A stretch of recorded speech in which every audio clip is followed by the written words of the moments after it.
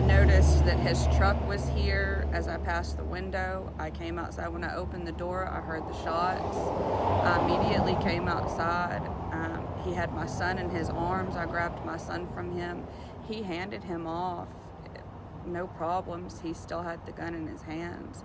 And I took him inside, handed him to my 12-year-old daughter, made sure they stayed in their bedroom. It doesn't have windows towards the front of the house. And I came back outside, and he was saying, "I'm just protecting my son. I'm just protecting my son." And I told him, "You've done wrong," as I was over my uncle, who was laying on the ground. He was still alive at the time. He passed not much longer after that. I called 911 while I was on the phone with him. He was telling me, "You go ahead and call 911. I'll stay right here." He stepped to the side and stood there until the police arrived. He snapped back into reality for a moment, and he realized what he did. And I think that's the reason he didn't go anywhere. He knew what he had done. But in the moment, that was not him. That was not him. Mitchell Palmer is my uncle. He is my mother's brother, my mother's second brother. He was staying in the camper here on our property, had been staying here for over a year. Sean, I have been in a relationship with Sean Moore, for 6.5 years. And I had left him back in September because he was showing signs of being mentally unstable for 6 months up until that point. I had been dealing with it for a year. We have a son together. He's 3 years old. He has been a father to my 12-year-old daughter through all of this time. He has been real close with my family. He thought that my uncle was stealing from him and thought that he was messing with his truck in the middle of the night. My uncle was not doing any of that stuff.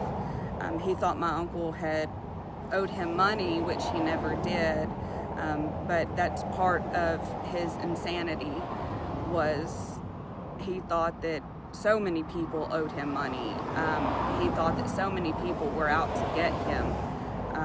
At one point he thought I was, which we discussed that, and I convinced him otherwise, because I'm not.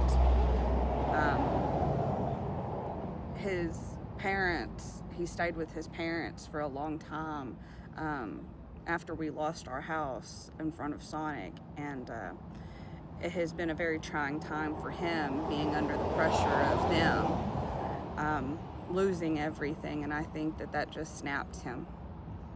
So now I guess you got some Texas Rangers investigators in your yard, right? Yes, we have Rangers investigating. We only have one police officer in Hawkins, so he called the Rangers in to come help him with this investigation. He was on and off with Tim, my son, and he was keeping him every Saturday, and then he just got worse and worse.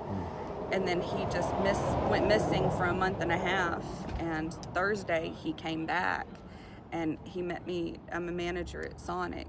He met me out there, and he picked my daughter up from school.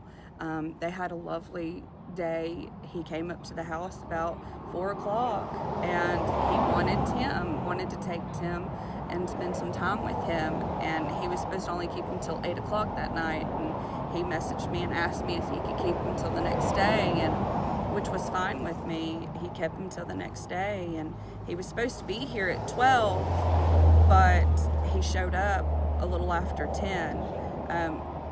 My uncle had handed my keys to my sister's boyfriend.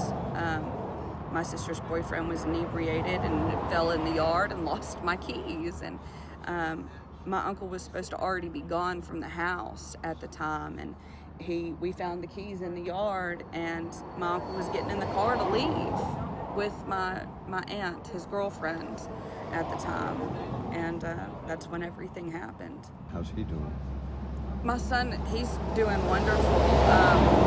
He's been raised around weapons. Sean was a legal arms dealer. He was a Class 3 arms dealer, and he had been doing that since he was 21 years old.